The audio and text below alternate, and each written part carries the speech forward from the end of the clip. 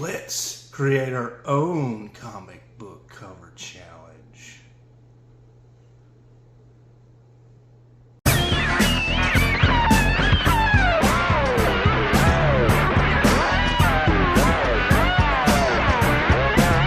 Boo! You suck!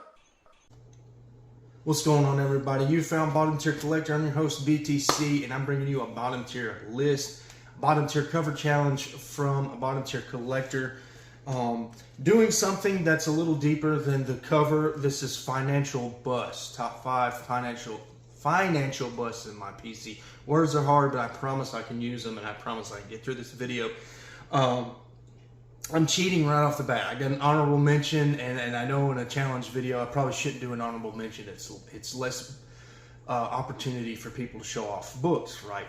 But I feel like this book needs to be mentioned anyways. My honorable mention for this cover challenge is 497, Batman 497. I don't even know if this is cover A.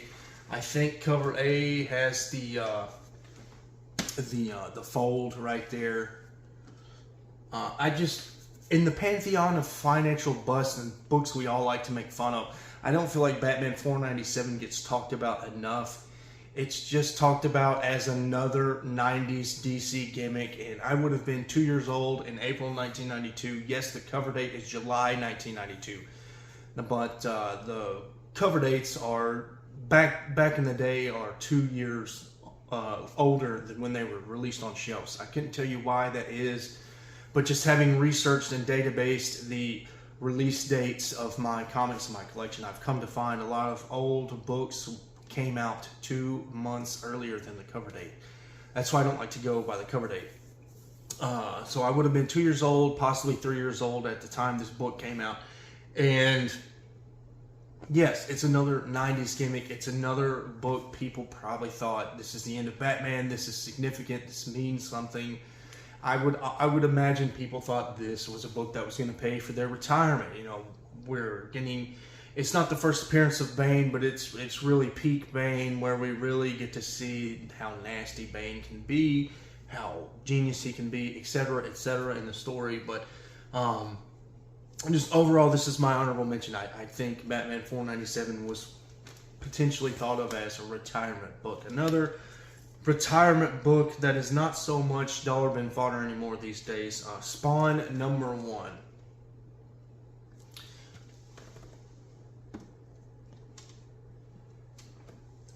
Now, why I have Spawn #1 on here is not necessarily because at the time of release people thought it would be a retirement book. Spawn 1 is, again, like Batman 497, it's not necessarily one of those financial busts we like to make fun of all the time.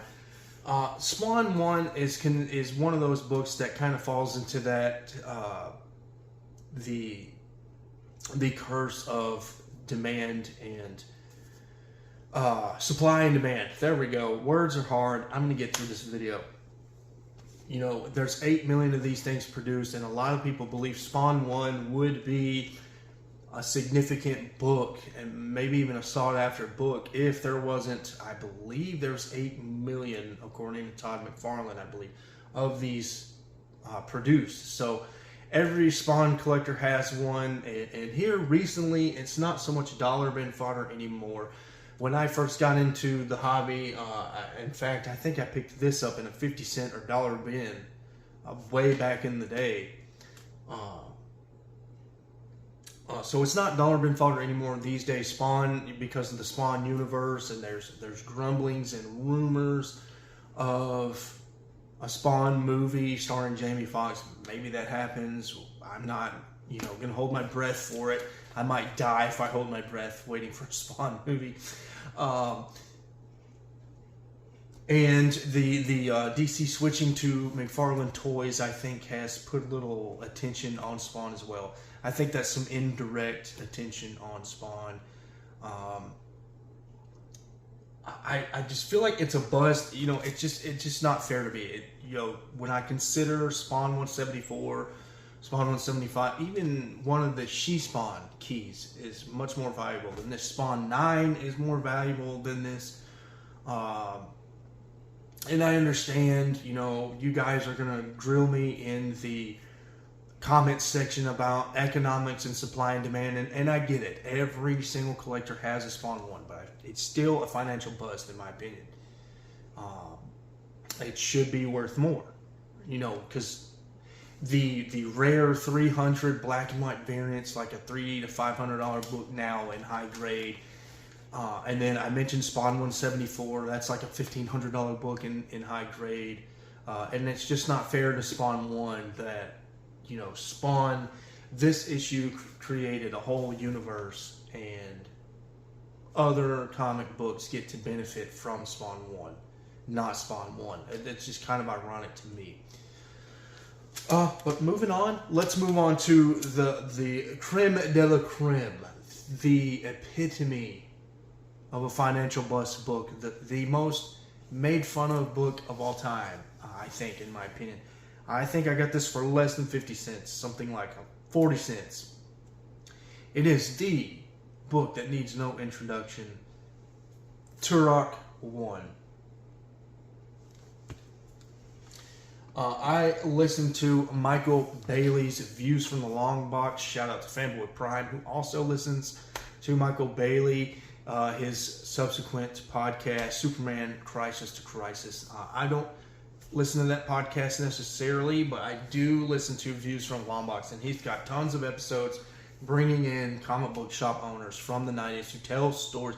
One guy, it literally broke my heart. He said they lost so much money on Turlock I, their store did. They literally had a dumpster. They filled an entire dumpster full of Turlock I. So, it's kind of sad. We love to make fun of Turlock I, but it's just kind of sad to see the impact, the market, the economy, whatever was going on in the 90s that really caused the downfall of comic books in the 90s. Really sad to see what this book did to stores. We're kind of seeing some of that today. This next one is a personal financial bust for me. This is probably the first time I set back a little bit of money and spent more than $25 was roughly the first two to, I don't even want to say 5 years, the first 2 to 3 years of me being in the hobby. $25 was about my limit. All I really wanted to pay for comics. I wasn't really infatuated with keys at the time. I really was just willing to pay $25 for a book if it was something I was already collecting. But Batman New 52 #1. This is the first print, with the it's got the gold background and the gold coloring.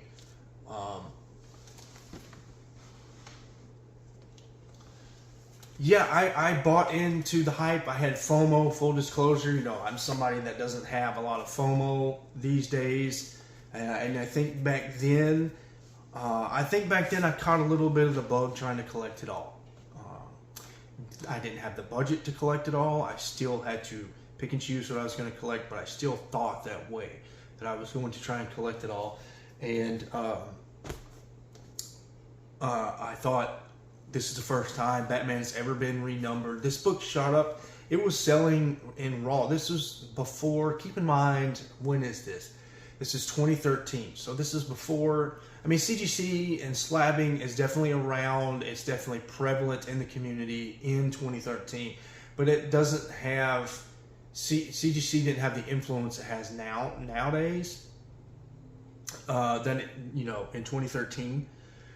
So in just a raw grade, high condition issue, is $150.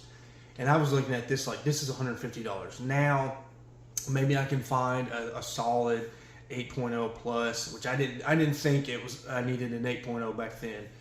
I was just like, if I can get a really good copy that's not beat up, looks presentable, appears to be high grade for around $50, I'm in the game, and I can hold on to this for 50 years, and and when I'm 60, I'll have the only other Batman #1 first print in history. And I was wrong, because now we're on Batman Volume 3 now, which is disheartening. But It's something I had to bite on the chin. Everything from New 52 has come down. I remember when Justice League #1 first print was a $100, $200 book in high grade slab. I think I paid $20 for New 52 Aquaman 1, and that's now dollar bin fodder. I see it in dollar bins now. Coming in, in 2013, I came into the hobby, and I think a lot of new collectors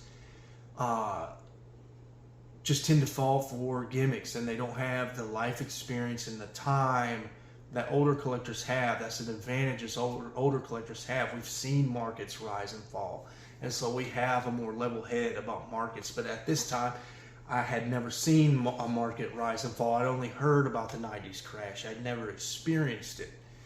And so I paid $50 for this, and I bet this book is $5 or $10 now.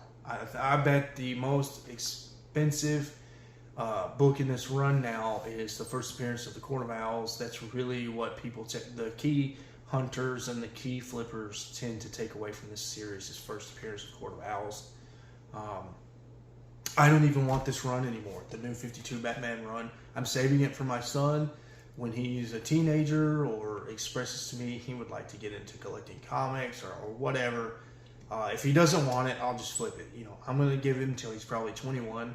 If by the time he's ready for college and moving out of the house, if he doesn't want these Batman comics, I'm getting rid of them. Every single one of them. I'm not even attached to that series anymore. Moving on, we covered Turlock I. Now let's go on to another historic, iconic financial bust. People that stood in lines, wrapped around their comic book store, lines going into the parking lot for this issue, Superman 75. The death of Superman. We'd never seen this before. A AAA character being put to death. And now, and this kind of spurned like a whole decade of death gimmicks where we could kill a character. We killed Hal Jordan and brought him back. We killed Superman and brought him back. I'm not well versed in Superman. I'm not well versed in this era of Superman especially. So I'm trepidatious to say this, and please correct me in the comments, you Superman fans. I know there's a lot of you out there. I seem to remember having heard from some of you Superman fans out there, looking at you, Tim the Comic Collector, Comic Fu, Super Russ 9000, and Fanboy Prime. Seem to remember having heard from you guys that Superman's death only lasted 6 months. I know they stopped printing this series for a while. The time between 75 and 76 is quite a few months from what I remember hearing from you guys. But it was still a gimmick, and we still see it today. We just got through death of Doctor Strange either in 2021 or 2022, and I think he's already back alive. I think they killed Wolverine, Death of Wolverine. I talked about that issue recently in the cover video I did just recently. And even at the time they announced Wolverine was going to die, Marvel was already saying it's going to be for about 5 years. They were already admitting he was coming back. So yeah, it's just this had not been done before, killing a huge character, and nobody was sure if it was a gimmick, and turned out it was, and busted. If I could have the "You Lose" tune from Price is Right play right now, I would, because that's definitely this book. Everybody fell for Superman 75. And then last but certainly least, X-Men 1, the biggest financial bust of all time, in my opinion. Most sold comic book of all time. Yes, I have mine in Mylar. Yes, they are autographed by Chris Claremont.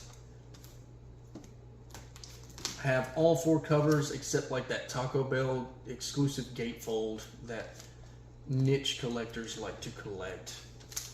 see if I can put this up here and make it look all prettyful for you guys.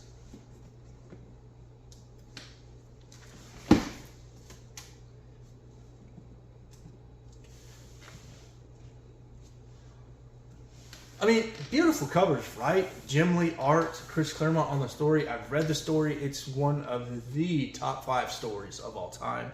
Hope you guys forget that information because I plan on doing a top stories of all time in the future. But yeah, everything about this book is fantastic except supply and demand, right? Most sold comic book of all time.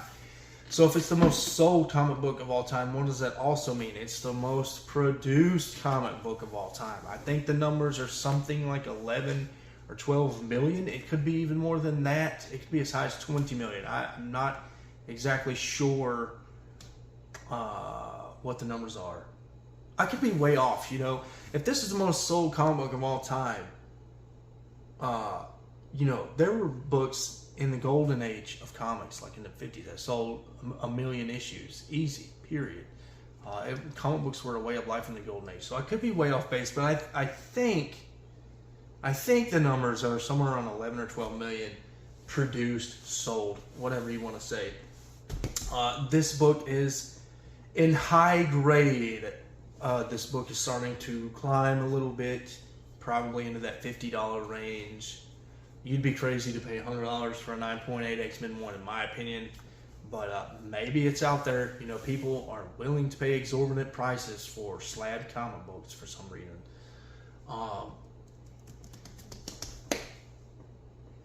But yeah, the low grade, the mid grade, this is definitely, all these books are probably 7.5, 8.0. I don't know if I'd even go 8.5.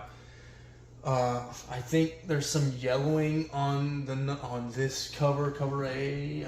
Might be some yellowing on this issue.